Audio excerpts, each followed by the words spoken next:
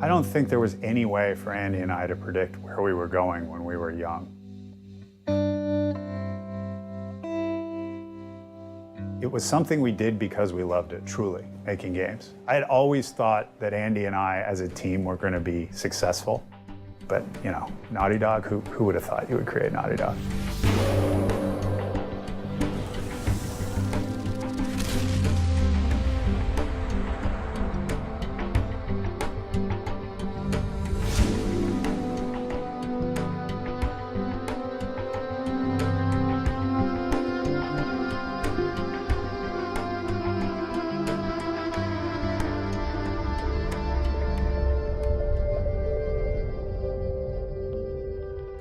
Jason and I met when we were 12, and we were sort of video game fans, and we were early computer owners. We both had Apple IIs. I had an Apple II Plus. I think he had a new model of the Apple IIe had just come out. Andy and I met in Hebrew school, and neither of us was that interested in Hebrew school, and we both had an affinity for computers. I had been trying to write my own video games because, well, that was definitely cheaper than $50. So we had this idea, oh, let's try to make one and sell it. There weren't a lot of books on the subject at the time. There was no internet. So you had to kind of learn on your own. And if you found somebody that you could talk to that might have more answers than you, it was very helpful. Andy had the answers. My games, they're programmed pretty well and they're fast and I know assembly language and stuff, but they look really bad. And his games looked really cool, but that kind of crashed and did weird glitches. And I'm like, why don't I program it and you draw it? We just sort of started doing that. It wasn't like, oh, let's found a video game studio. Beats mowing lawns. If you asked our parents today what they thought of what we were doing back then, they would say, oh, we pushed them to make games, we were very supportive. Nobody thought like that back then. Nowadays, it's awesome. You're 15 years old, you've sold an iPhone game, you're a hero, you tell all your friends. Back then, you were a geek. I mean, you were on computers. What were you doing? So we spent a year and a half making this really actually pretty exact copy of Super Punch-Out before actually getting into the question of which Jason's intellectual property lawyer father informed us, well, no, you can't sell that. And so again, we're like, nah, let's do a more regular game. And I had gone on a ski trip and decided to make a skiing simulator, which utterly failed to recreate skiing, but was actually a pretty fun game. The goal was to get to the lodge at the bottom and meet up with the babes. I was a very bad programmer, but a decent artist. So I took it to Andy, and Andy said, oh, I can make that better. So he made it better, and we ended up with a game that was actually pretty fun. So we used this graphics toolbox that, it was from this company in Michigan called Vaudeville, and they had this little license thing where you could license it for like $150. And they said, you can definitely publish this. You had to get permission from them to publish it using their tool set, but we'd rather publish it for you, and we're national. And we were like, cool, we're 15, that's awesome. And you'll pay us? And they're like, we'll give you $250. We're like, whoa, we made it. So that was actually published in a real box. It was not the most glamorous box or anything, but there was this real excitement, like, ooh, it's like a professional thing, your name and lights of sort. Ski Craze probably sold 1,000 units, but we made a few $1,000s off of that. And keep in mind, this is 1985, 1986, and today's dollars is probably $2,000, $3,000. That's a huge amount of money for a 15-year-old back then. And we were rolling in it. I mean, we were pimping. We thought we really should be bigger than this. It was pretty obvious, Electronic Arts, which was sort of new and not public yet, and was very sort of pro game designer. So we called the front desk, literally. Oh, you've made some games? Well, FedEx us your games. So we FedEx them the games, come back, they're like, yeah, we'll make a game with you. What do you want to make? And so we started making games for EA. And to make it sound easy, it actually was that easy. We just cold called. How's $15,000 and 10%? And we're like, cool. And it progressed and it kept rolling. And the last computer my father ever bought me was the first one he bought me. Everything else was funded by the rolling success of the games as we moved forward. So they sent us a contract, and our dads, who are actually lawyers, haggled it over a little, and we renamed the company from Jam Software, which vaguely stood for Jason Andy's Magic. Which is about the worst name you could ever have for a game company. But we stuck with it for a couple of games when we were working with Vaudeville, because that's just what we had come up with. When we started working with Electronic Arts, Trip Hawkins said, we looked, and this name is actually taken, so you need a name. And we thought, that's it's going to be tough because we really don't know what we want. And he said, you really have 24 hours because we want to sign this contract. It's hard to remember exactly where the name Naughty Dog came from. To this day, I don't remember who came up with it or how, but in 24 hours, we became Naughty Dog. So at that time, we were actually a company, but Jason and I went to college and went in different states. So I went to Harvard College in Philadelphia, and he went to the University of Michigan. So we were doing this all by the phone, which meant for very large, long-distance bills, and that the baud rate of our modem was like, our modems was rather essential. But the distractions of actually going to college were more significant. Assignments, girls, parties, and whatnot. Even so, they were like, well, what are you gonna do for your next game? And we had a pitch.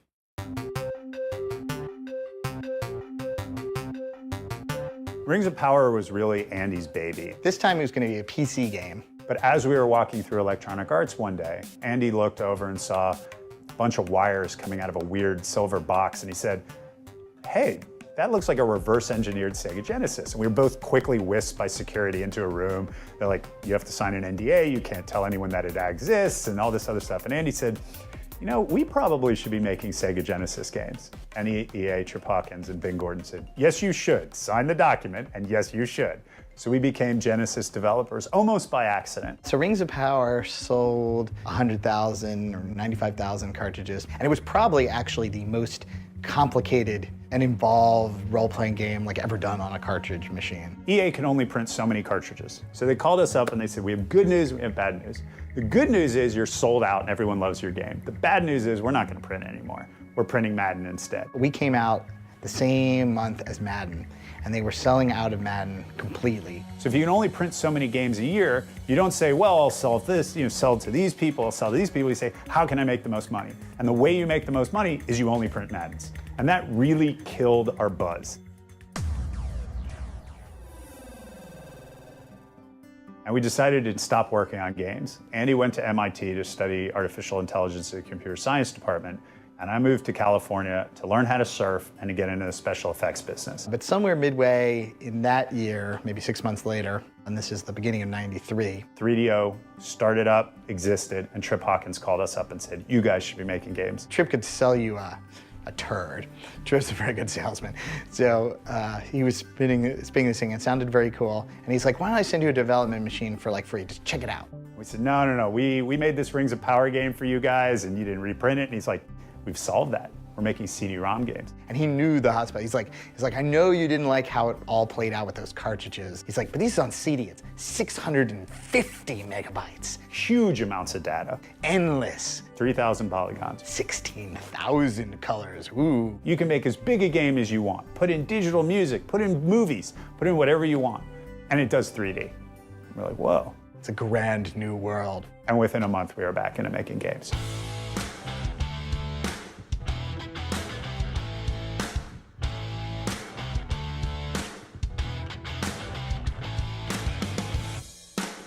And at that time, the hottest games in the arcade, by far, were the fighting games. You've got this great game, Mortal Kombat, and you've also got Street Fighter. They're doing incredibly well. Now you have a new platform in the 3DO, and neither of those games are coming out for this system. So we'll fill that hole. Amazing, even though I was still enrolled at MIT, I probably spent about 2 or 3 hours a week, like actually doing anything related to school. Basically, worked on Way of the Warrior like nonstop. And he rented an apartment that we both shared. And we basically used the apartment as our studio. We took the money that we had made from Rings of Power and we spent it on Way of the Warrior, and we did not go get a publisher. Andy and I had left the Rings of Power debacle with the idea that we had to control our destiny. Way of the Warrior turned out to be a game we could make with our own money, on our own budget, on our own time, without a publisher. So when the first trade show came out, we were the only unsigned project. There are all these publishers and they're like, oh, who's publishing this game? We're like, no one yet. We're looking for a publisher. And that was a very unusual circumstance for them because they were used to having to put up money for more or less an idea and a team. And instead they got to see what they were getting here. So a bidding war started. Universal thought, we've got to get into games.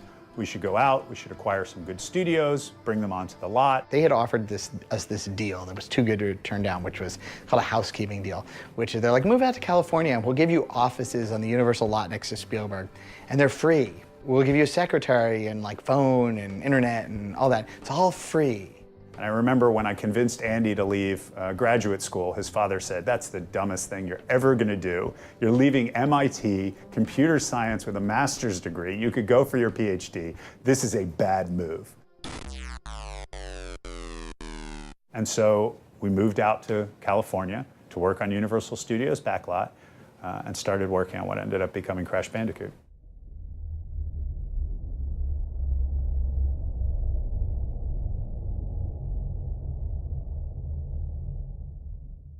I first heard about Naughty Dog, gosh, it must have been back in 1995. I had just come from a standard game studio. I was actually working in the film industry. I was working at Crystal Dynamics. And I got a call about this place called Naughty Dog. It's a startup, it'll probably fold. At first I thought it was like a porn studio or something. It was just a bunch of guys in a room trying to hammer something out. Started hearing rumors about a game called Crash Bandicoot. And we would look at it and just kind of get blown away by what was happening on the screen. They were like, how are they doing that? With Crash Bandicoot, it was only 6 people, but you could have sworn it was a team that was bigger than that. That legacy has come through all the years. And the passion that we put into making games, In the 18 years that I've been here, after almost close to 20 years for me, I still feel that. I still see that here at Naughty Dog.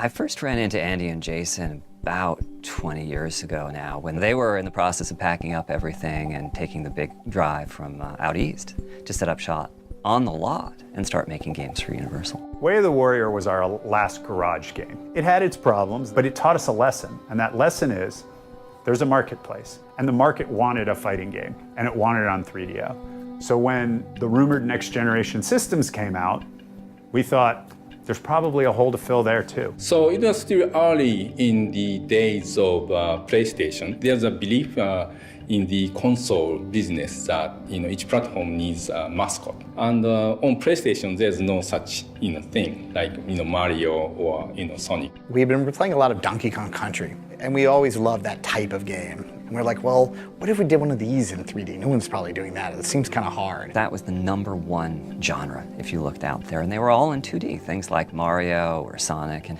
we had this very large mutual interest in finding out, now that the hardwares could do 3D, what a character action game would become. Mark Cerny was our executive producer at Universal, and he was instrumental in creation of Crash. We got along right away, and he was clearly so smart and so knew everything about the video game business. He was the producer of the title, and he was doing game design and helping the all aspects of the development. And of course, behind Mark was Naughty Dog. First big conversation we had was staffing. Is Andy and Jason were used to doing titles, just the two of them. And we thought about it, and we thought, it'd be really nice to have employees, people to work with us, a team. And they thought they'd staff up to 5 people, but that they'd do 2 titles. So really the first conversation was, no, let's spend the money, let's focus on one game, let's staff up to huge levels. And we hired our first employees, and some of them are still here. The studio culture back when I started was crass.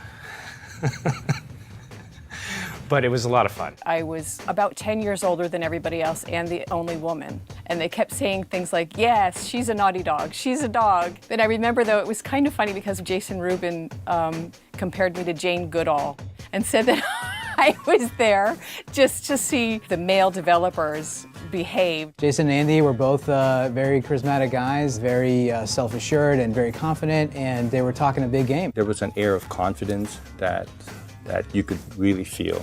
Like you knew these guys had a vision and they knew how to get there. Andy's the brains and Jason's kind of the passion, and those two guys together were, dynamite. They were the visionaries, and they definitely conducted the orchestra. It was a very small orchestra. It was like a garage band at the time. And we all sat practically in the same room, and communication consisted of, looking over your shoulder at the guy sitting next to you, or maybe looking over your shoulder at the guy behind you. Communication just was easy. Historically speaking, the team for Crash Bandicoot was huge. 7 people on one project. And we spent almost $2 million, if you can imagine that. It was in Hollywood, but when you visit the Hollywood office, was these indie guys working around the clock. I was used to working with thousands of pixels, and Jason Rubin said, I want you to do a texture for this wall, It has to be 32 by 32 pixels.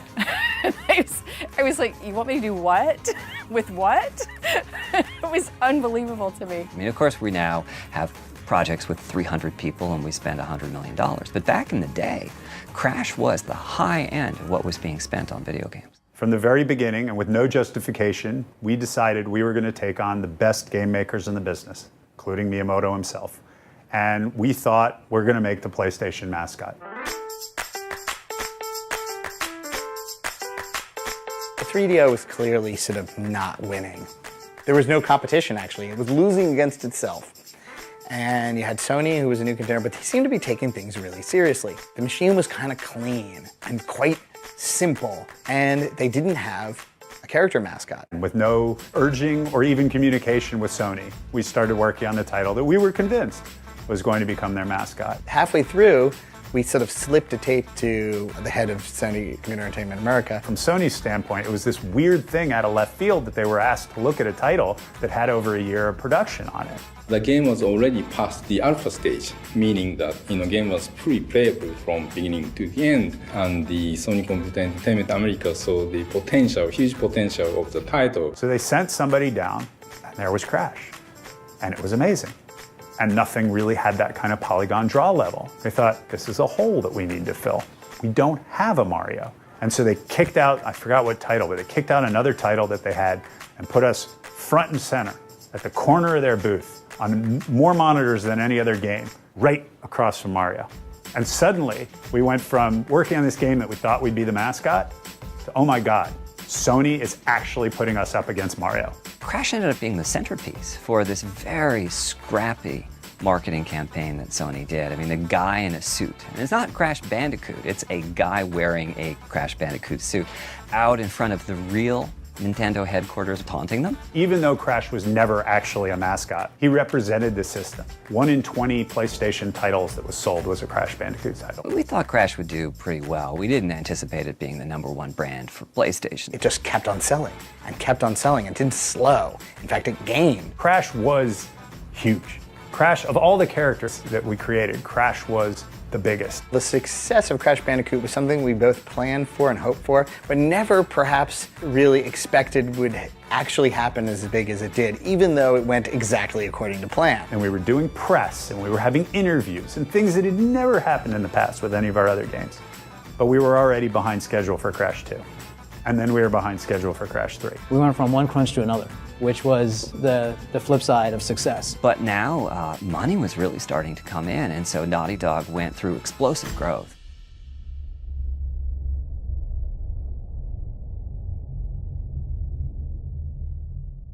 The studio vibe at that time was very small because I think I was like the 26th person there. I was like hired as a temp to kind of like help out and stuff as the company kind of got bigger, and I kind of did everything that nobody had time for a little bit or whatever, so 14 and a half years later. We were growing very quickly, as the industry was. With the PlayStation 1, certainly you wanted to do the games on low budget, and you could, because they were relatively small games compared to what was being done today. On the PlayStation 2, at the beginning, publishers were saying, these games are really expensive. That ended up killing them. Other publishers like EA and Activision, Sony, Microsoft, said, make the biggest splash that you can. And Naughty Dog went from being a team that always tried to save money and work as tightly as we could to hire big, think big. Let's put everything we have into making these games.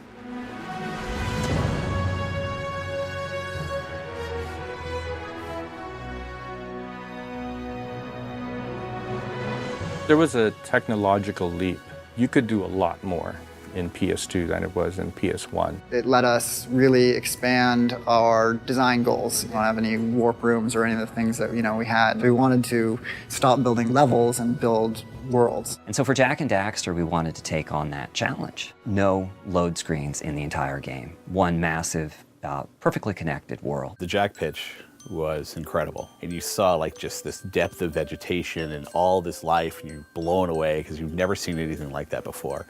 And it was so powerful and moving, and it's about 15 minutes of just like, this is going to be the biggest game ever. And the art was phenomenal. I mean, it was just so bright and colorful, and that really kind of hooked me, and I thought, God, this will make a terrific game. From my understanding, there was maybe the option with Jason and Andy getting the contract to continue doing Crash games with Universal and Sony, but the team, we all kind of voted like, let's move on, let's do something else. We felt a little hamstrung by that situation, and additionally, when the PS2 came out, we thought it'd be nice to be able to reinvent the character and start over. To most of us, it was a breath of fresh air. Some of us were kind of scared because it's a new IP, and we've always sort of gotten spoiled with the success of Crash, that it became like our comfort blanket. I have to say there was a lot of tension as we were getting ready to announce Jak and Daxter. Would this be received as well as Crash? Our expectation was extremely high because of course, the success of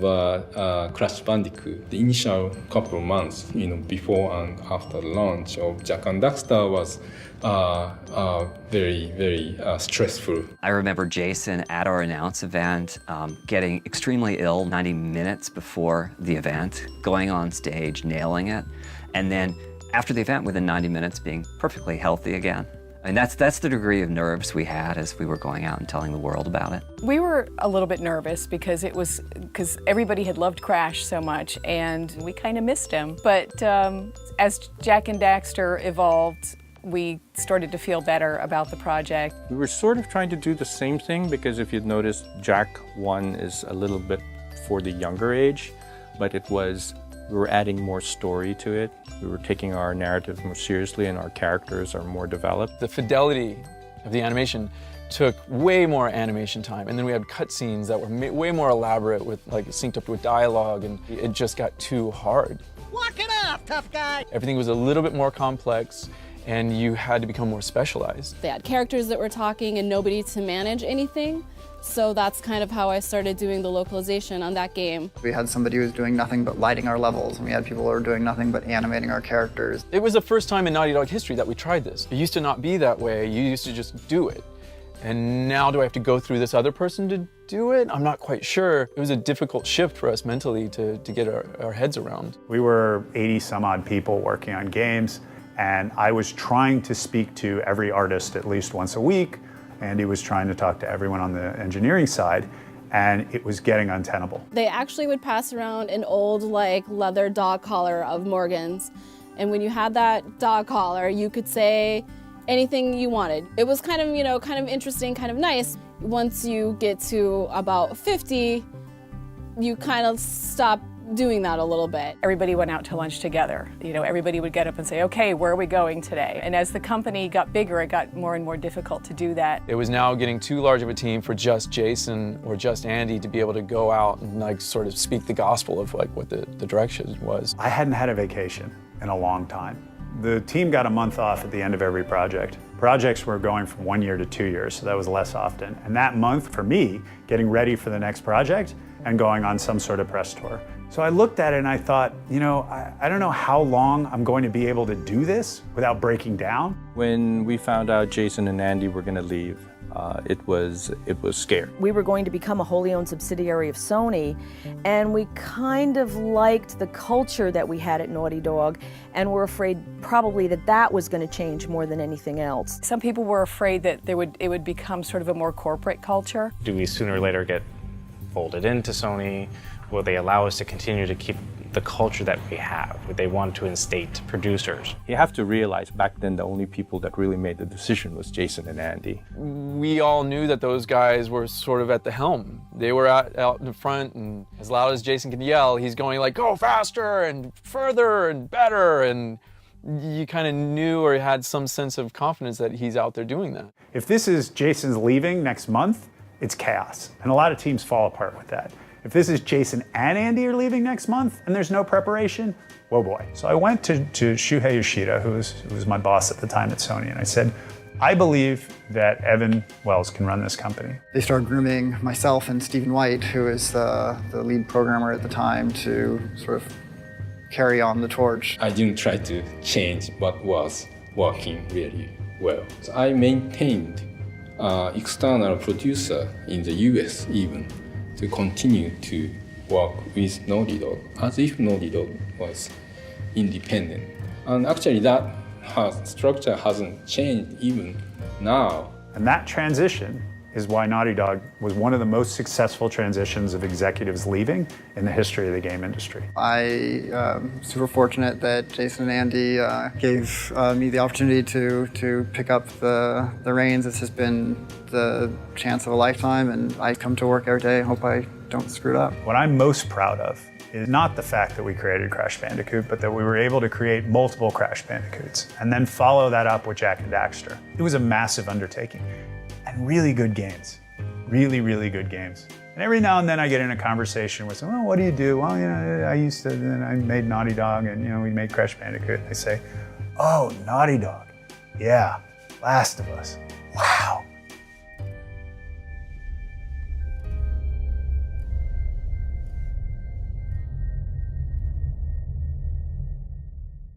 So, I mean, really, if we look at the history of Naughty Dog, I think we're seeing a time when Andy and Jason were running the company, and Jason was the very strong personality that anchored it.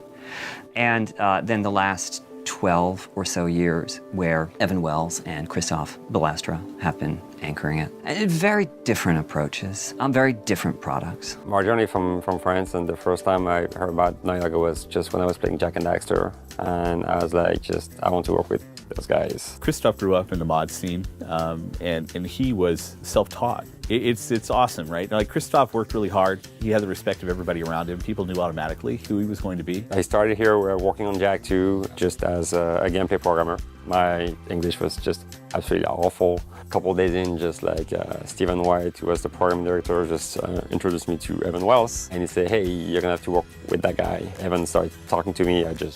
I didn't get anything of what he said to me. I'm like, okay, that's gonna be fun. And next thing you know, it's Christoph walking around with a clipboard going, we got to get this code done. We got deadlines. You've got too many open bugs. You got to fix this stuff. Evan pulled me aside one day at lunch and said, oh, by the way, I just promoted Christoph to vice president. And I'm like, well, that's pretty awesome. I got like a couple of promotions before I took the co-presidency with Evan. I didn't feel like it was just like, oh my God, I have that huge responsibility now. It was more like, okay, cool, all right, let's do it. Jason and Andy sold Naughty Dog to Sony, so we were sort of dealing with making sure that we kept intact all of the flexibility that we're accustomed to working with, and that we weren't, changing our company culture. Let's just focus on what we know and just what we love to do, and let's be driven by that. It's not like we had a master plan about how to execute for the next 10 years. We were looking at games that we were playing as well, that we were enjoying ourselves. Grand Theft Auto set the bar. And it ushered in the era of the mature gamer. As the genres of games were getting like more serious and open world, I think with Jak and Daxter, that story, we tried to like mimic that a little bit, but in our fun, cute, like Jak and Daxter kind of way. We were doing our best to keep Jak aging up and maturing with that audience. But, I think we were kind of hamstrung with the direction we picked at the beginning. It was a realization, I guess, that the demographics we were running after was also getting older. And you can see Jak getting closer and closer to human proportions, and his weaponry going from kicks and punches and the like, shooting eco to machine guns and pistols. Thought, okay, well, shooting's pretty fun, so we should throw shooting in there too. So we were starting to, I think, just glom onto a lot of ideas that were out there at the time. I hated that. I hated all of that stuff. I remember some very heated arguments in the studio about the kitchen sink. What was hot on the market at the time, and the conversations were sort of like, let's add a hoverboard, let's add a mech.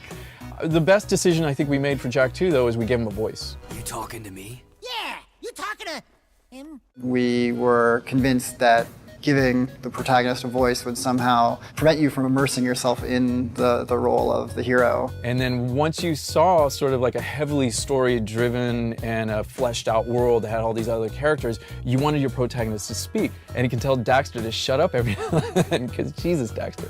We knew we wanted to actually continue that arc and get into realistic storytelling with real human beings in real-world settings. That really kind of was where everything was going. People were sort of getting out of the cartoony kind of stuff, because now, you could do more with the game engines, it's like, why not try it? By the time we got to the last Jack game and we did the racing game, it felt like Jack had kind of run its course and we were ready for something different.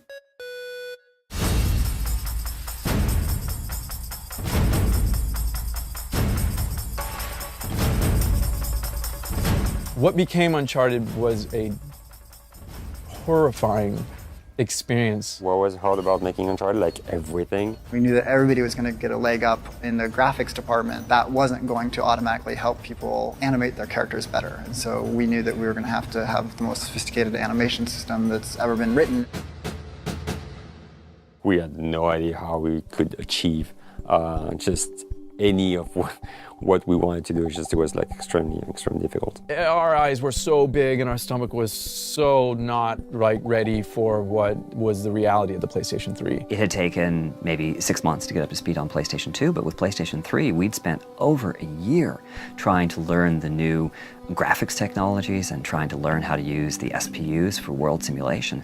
And we still weren't at the point where we had a particularly playable game. Naughty Dog was not alone to have struggled to make the first title on PS3. But again, especially after the success of Crash Bandicoot and Jak and Daxter, we had a really high, expectation. And ultimately, we decided to, let's do less high concept and just ground this guy. We wanted to have to render just ordinary clothes. We wanted to really, strip down our hero to be just, a dude wearing jeans, and he's going to have to carry the role of protagonist without this, stylistic silhouette or something. He was going to have to be a movie star. All the games we're looking at, best in class at the time, were Space Marines or badass dudes with like big ass guns that you shouldn't be able to pick up. But we said, you know what? We're going to make a more cinematic approach, and it was really hard. The team that we built was a Crash team. And then suddenly you give us this curveball where we have to design this realistic, grounded game. There was almost like a revolution that happened inside the animation department when we started talking about using mocap. Mocap was like a big controversy at Naughty Dog. We did a lot of tests early on, and the hand animated stuff it just wasn't grounded enough. It didn't have that sense of weight. And I think there was only one piece of software at the time that was actually specialized in mocap animation. And so we had to hire somebody just to work on that software to try to translate how the hell to use that data, because we didn't know. The technology wasn't working out for us, and we wasted probably 6 or 9 months on a path where we basically had thrown all of our tools out and rewritten everything. At the time, it's like, yeah, throw everything out. We're awesome. We'll remake everything. And looking back, it's like that was the worst idea ever. Nobody could work. I mean, the artists couldn't work, the designers couldn't work, and I had somebody come in my office quitting like every single week. We'd always grown. And it was the first time at Naughty Dog that we actually saw that attrition, that sense of people were actually leaving. We were losing more people than we were hiring. And it was actually hard to hire people. No one actually wanted to join us. And there was a sense that Naughty Dog was a sinking ship.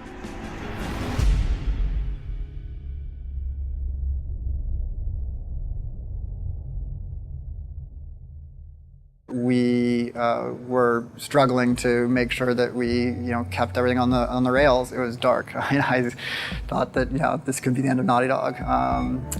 But we refocused on the entire studio on just getting the PlayStation 3 engine and tools back on track. We just wanted to prove to those people that left that we can do this. This is how it gets done, and it's dirty and it's sloppy, and this is part of the process. At the end of the day, we needed to put a game out, and focusing again, on what we're doing here. We're making games. It was tough, but little by little, it won the team. We soldiered through it. We actually had to scrap. At the time, we'd also started up a PSP game. We're going to do Jak and Daxter on the PSP. So a lot of people on that project were kind of bummed, but I was actually excited because I went from being a designer on this PSP title, oh my God, now I'm designing and co-writing this future Naughty Dog PS3 title hasn't been announced yet, I loved it. I thought it was such an amazing opportunity. It's funny because in the development process, there's always this moment where just about everybody doubts what they're doing. There's all these questions, and it stays for months, and you have to fight through that. It takes great leadership. It takes people like Evan and Christoph, and once you get to that first milestone where you have that first vertical slice where everything is coming together and people can truly see what's going on, the whole morale of the studio changes and everybody gets it. But you have to fight to that point where people get it. Man, it wasn't until the final hour. It wasn't until literally you could sit down and play the game from front to back, start to finish. It was such a refreshing moment to sit there and play the game and actually feel like we did it. We were able to ship Uncharted 1 and keep the doors open. Even though Uncharted 1 was well received, it was kind of seen as a lot of people called it a sleeper hit. I remember sitting at the DICE Awards, and Uncharted 1 was up for 6 awards. And I remember sitting next to Evan and Christoph, and we kind of laughed at the concept that we're not gonna win anything, ha ha ha. But every single time an award came up, and the nominees are, and it would mention Uncharted, a little glimmer of hope popped in my heart and goes like, maybe we'll win this one. And then constantly, 6 times, every single one shot down, didn't win anything. And I remember at the end of that night, I wanted to prove that all the people here at Naughty Dog were the best and the tops at what they did. Usually, when you finish a game, the only thing people want us to do is just go on vacation. And it was just so different this time around, because we knew the potential, we knew tech-wise, we could do so much more.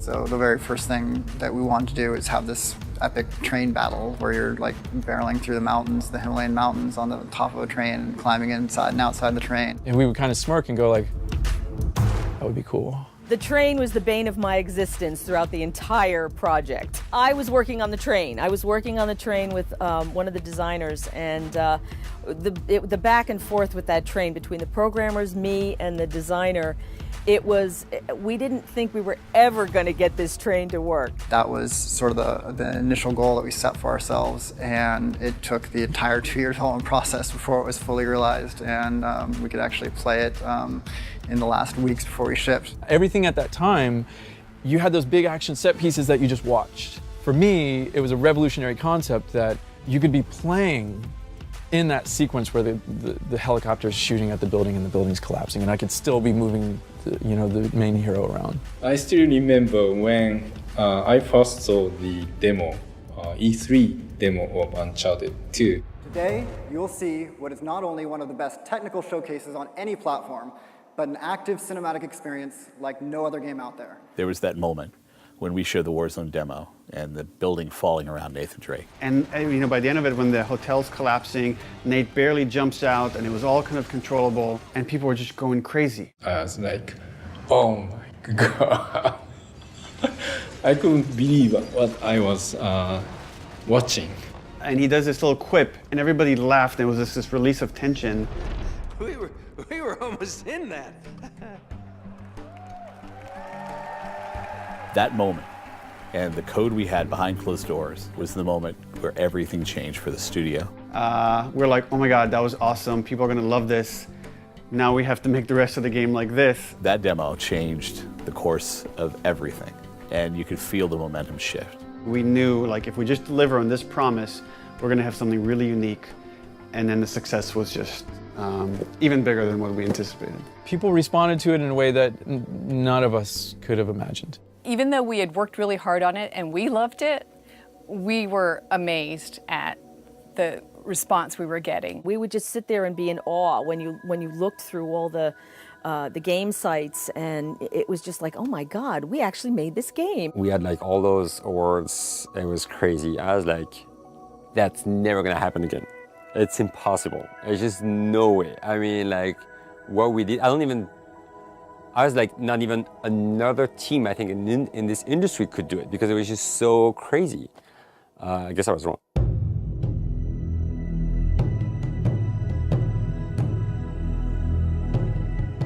Over the course of Uncharted 2, we did really develop a lot of really great leaders, and we wanted to make sure that we were giving the team an opportunity to grow and spread their wings and not sort of just get in a cycle of just churning out sequel after sequel. They asked me and Bruce Straley, who was game director on Uncharted 2, to head up a new project while the rest of the team went forward with Uncharted 3.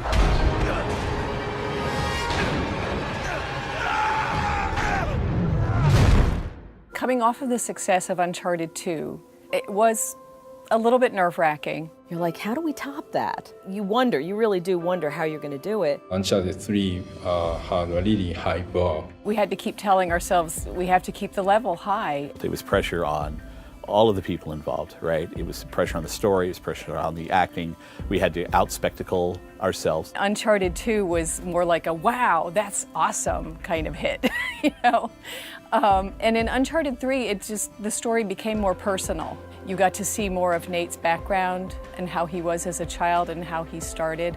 So it made the audience really become more involved. The team introduced many new aspects and improved upon what was achieved with Uncharted 2 and didn't disappoint. Coming from Uncharted 3, where you've already thought you've squeezed every performance from the PlayStation 3 and you're asked to do much better. The Last of Us was a very, very hard title to do.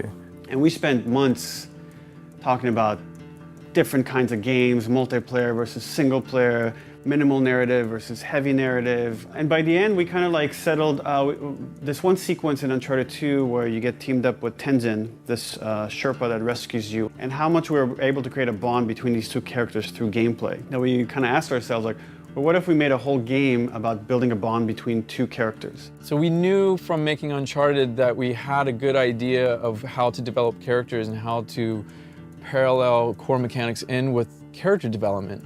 How can we take those same concepts and apply them somewhere else? You would think after doing Uncharted, which is a very grounded game, would be doing Space Marines and Final Fantasy something, but we even went more restricted and we more grounded. But we did know that there were some inherent risks there.